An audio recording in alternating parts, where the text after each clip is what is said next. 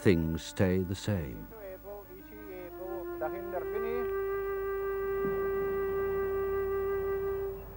Ydyn ni wedi saethu yn y toffat 11 bore heddiw a wedi cael rwb reit dda. The pyramids, Rome, the Parthenon. What things a nation can build out of stone. Here in North Wales, what time laid down was the stone that is slate. We cut the mountains away layer after layer, and still the mountains remain. Out of them we have hewn the roofing of Britain.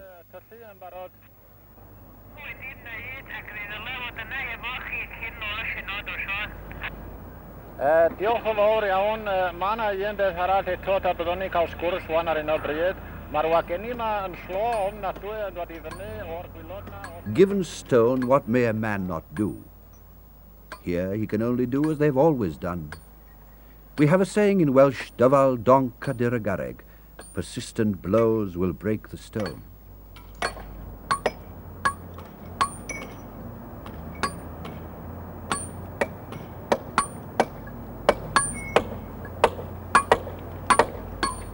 California, Harriet, Abyssinia, Tullamug, the smoke hole.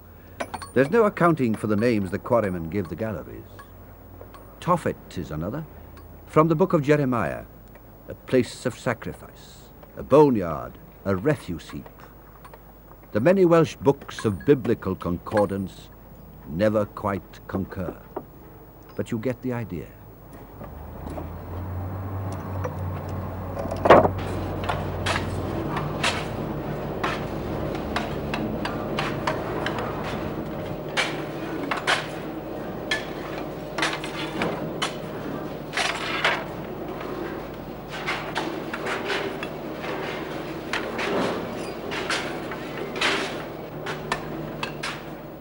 Quite why it is, I can't tell you, but there's a tradition that the various sizes of slates they tease and tap from the slab are given aristocratic, sometimes even regal names.